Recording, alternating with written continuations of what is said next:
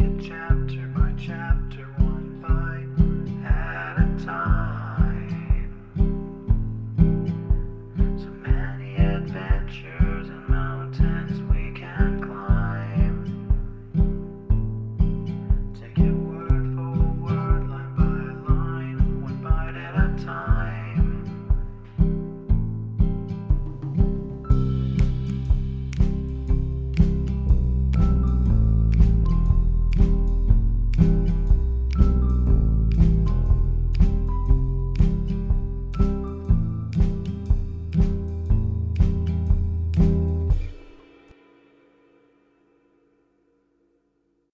Welcome to Bite at a Time Books, where we read you your favorite classics one bite at a time.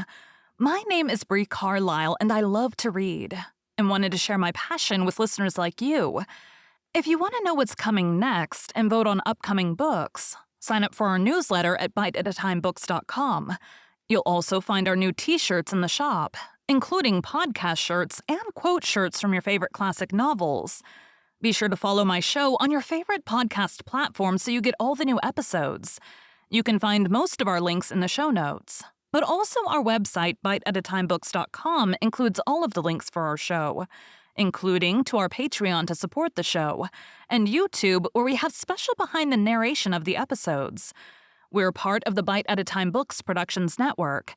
If you'd also like to hear what inspired your favorite classic authors to write their novels, and what was going on in the world at the time, check out the Bite at a Time Books Behind the Story podcast, wherever you listen to podcasts. Please note, while we try to keep the text as close to the original as possible, some words have been changed to honor the marginalized communities who've identified the words as harmful, and to stay in alignment with Bite at a Time Books' brand values. Today we'll be continuing The Adventures of Tom Sawyer by Mark Twain. Chapter 26. About noon the next day, the boys arrived at the dead tree. They had come for their tools. Tom was impatient to go to the haunted house. Huck was measurably so also, but suddenly said, "Looky here, Tom. Do you know what day it is?" Tom mentally ran over the days of the week, and then quickly lifted his eyes with a startled look in them. "My, I never once thought of it, Huck." "Well, I didn't neither. But all at once it popped onto me that it was Friday. Blame it, a body can't be too careful, Huck. We might have got into an awful scrape tackling such a thing on a Friday." "Might. Better say we would. There's some lucky days maybe, but Friday ain't. Any fool knows that. I don't reckon you was the first that found it out, Huck." "Well, I never said I was, did I? And Friday ain't all neither. I had a rotten bad dream last night. Dreamt about rats." "No. Sure sign of trouble. Did they fight?" "No." "Well, that's good, Huck. When they don't fight, it's only a sign that there's trouble around, you know. All we gotta do is look a mighty sharp and keep out of it. We'll drop this thing for today and play. Do you know Robin Hood, Huck?" "No." "Who's Robin Hood?" "Why, he was one of the greatest men that was ever in England, and the best. He was a robber." "Cracky, I wished I was. Who did he rob?" "Only sheriffs and bishops and rich people and kings and such like, but he never bothered the poor. He loved 'em. He always divided up with 'em perfectly square." "Well, he must have been a brick." "I bet you he was, Huck. Oh, he was the noblest man that ever was. They ain't any such men now, I can tell you. He could lick any man in England with one hand tied behind him, and he could take his U-bow and plug a 10-cent piece every time a mile and a half." "What's a U-bow?" "I don't know. It's some kind of a bow, of course. And if he hit that dime only on the edge, he would set down and cry and curse. But we'll play Robin Hood. It's nobby fun. I'll learn you." "I'm agreed." So they played Robin Hood all the afternoon, now and then casting a yearning eye down upon the haunted house, and passing a remark about the morrow's prospects and possibilities there. As the sun began to sink into the west, they took their way homeward athwart the long shadows of the trees, and soon were buried from sight in the forests of Cardiff Hill. On Saturday, shortly after noon, the boys were at the dead tree again. They had a smoke and a chat in the shade, and then dug a little in their last hole, not with great hope, but merely because Tom said there were so many cases where people had given up a treasure after getting down within 6 inches of it, and then somebody else had come along and turned it up with a single thrust of a shovel. The thing failed this time, however. So the boys shouldered their tools and went away feeling that they had not trifled with fortune, but had fulfilled all the requirements that belonged to the business of treasure hunting. When they reached the haunted house, there was something so weird and grisly about the dead silence that reigned there under the baking sun, and something so depressing about the loneliness and desolation of the place that they were afraid, for a moment, to venture in. Then they crept to the door and took a trembling peep. They saw a weed-grown floorless room, unplastered an ancient fireplace, vacant windows, a ruinous staircase, and here, there, and everywhere hung ragged and abandoned cobwebs. They presently entered, softly with quickened pulses, talking in whispers, ears alert to catch the slightest sound, and muscles tense and ready for instant retreat. In a little while, familiarity modified their fears, and they gave the place a critical and interested examination, rather admiring their own boldness, and wondering at it too. Next, they wanted to look upstairs. This was something like cutting off retreat, but they got to daring each other, and of course there could be but one result. They threw their tools into a corner and made the ascent. Up there were the same signs of decay. In one corner, they found a closet that promised mystery, but the promise was a fraud.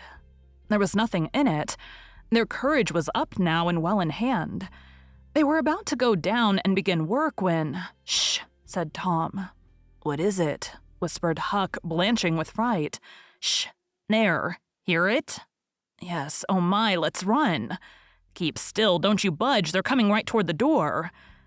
The boys stretched themselves upon the floor with their eyes to knotholes in the planking and lay waiting in a misery of fear. "They've stopped. No, coming. Here they are. Don't whisper another word, Huck. My goodness, I wish I was out of this." 2 men entered.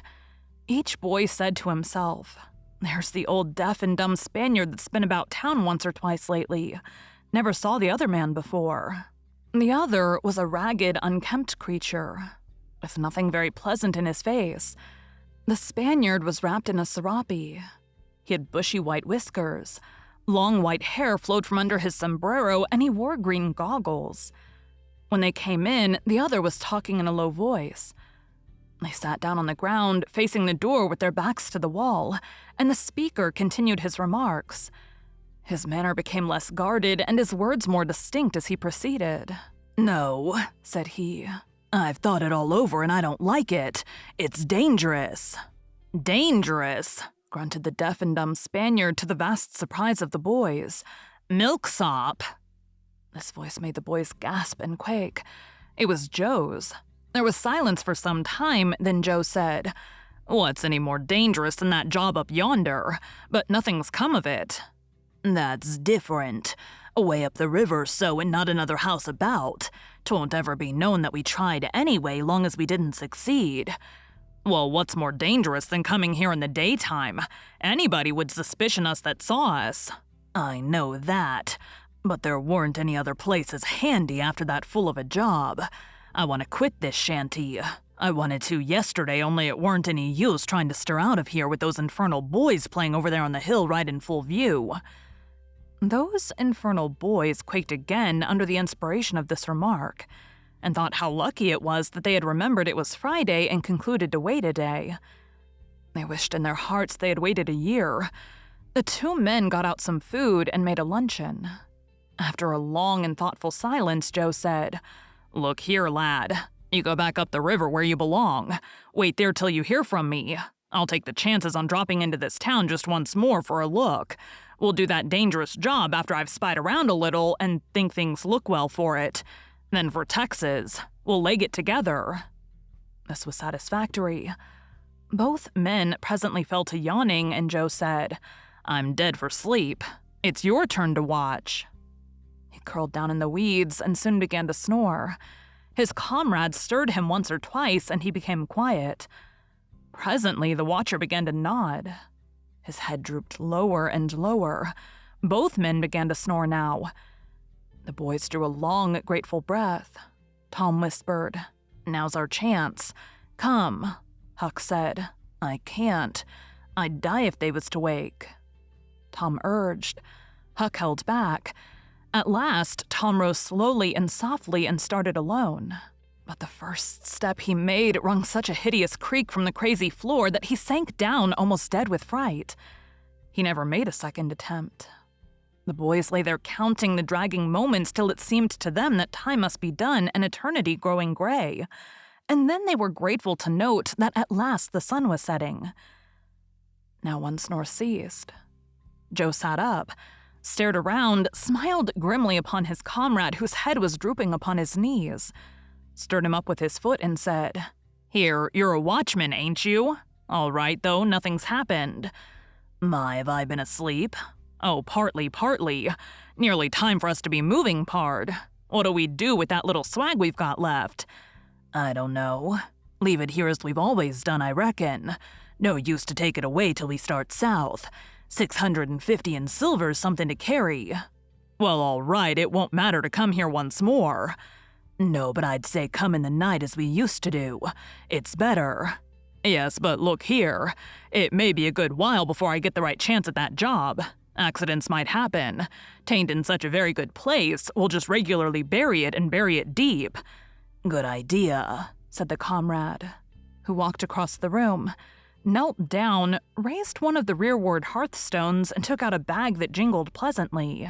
He subtracted from it $20 or $30 for himself and as much for Joe, and he passed the bag to the latter, who was on his knees in the corner, now digging with his bowie knife. The boys forgot all their fears, all their miseries in an instant. With gloating eyes, they watched every movement. Look. The splendor of it was beyond all imagination. $600 was money enough to make half a dozen boys rich. Here was treasure hunting under the happiest auspices.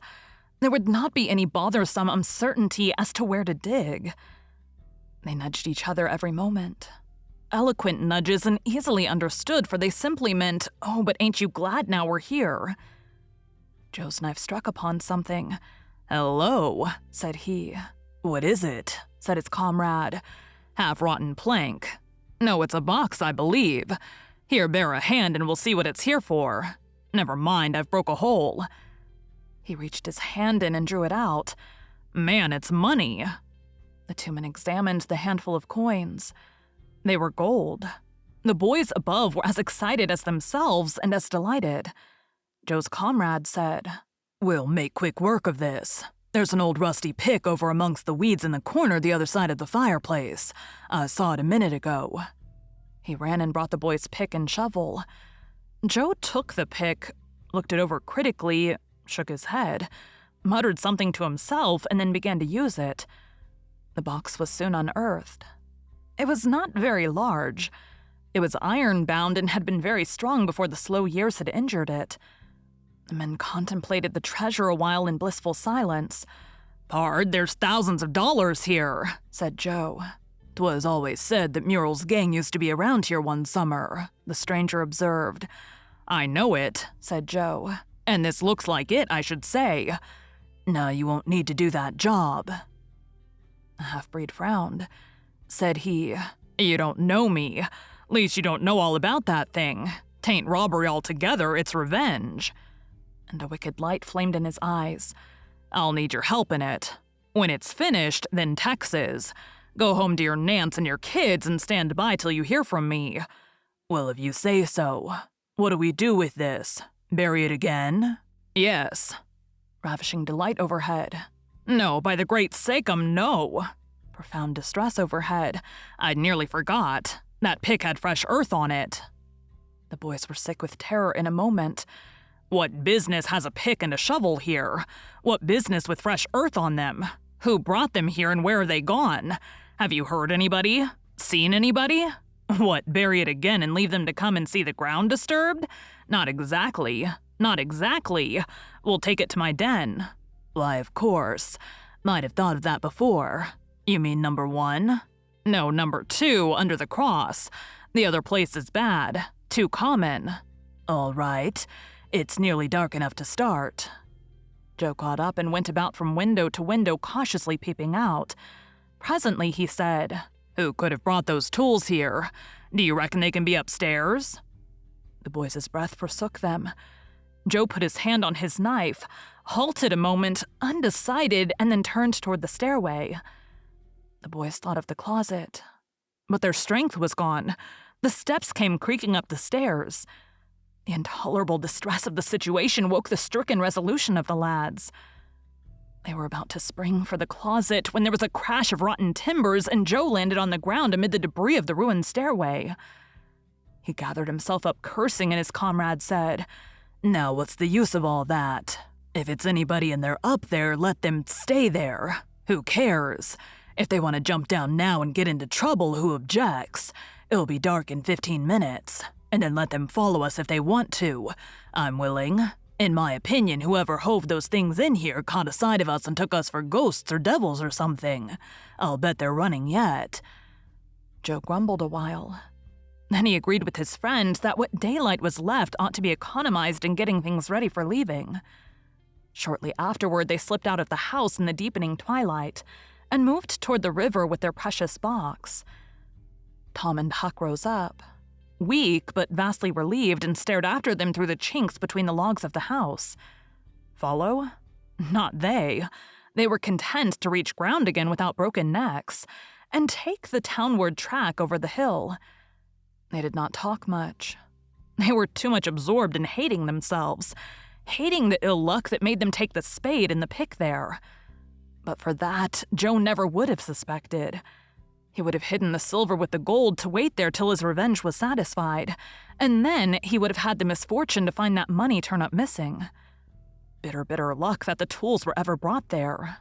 They resolved to keep a lookout for that Spaniard when he should come to town spying out for chances to do his revengeful job, and follow him to number 2, wherever that might be. Then a ghastly thought occurred to Tom. Revenge? What if he means us, Huck? "Oh, don't," said Huck, nearly fainting. They talked it all over, and as they entered town, they agreed to believe that he might possibly mean somebody else. At least that he might at least mean nobody but Tom, since only Tom had testified. Very, very small comfort it was to Tom to be alone in danger. Company would be a palpable improvement, he thought. Thank you for joining Bite at a Time Books today, while we read a bite of one of your favorite classics. Again, my name is Bree Carlile, and I hope you come back tomorrow for the next bite of The Adventures of Tom Sawyer. Don't forget to sign up for our newsletter at biteatatimebooks.com and check out the shop. You can check out the show notes or our website, biteatatimebooks.com, for the rest of the links for our show. We'd love to hear from you on social media as well.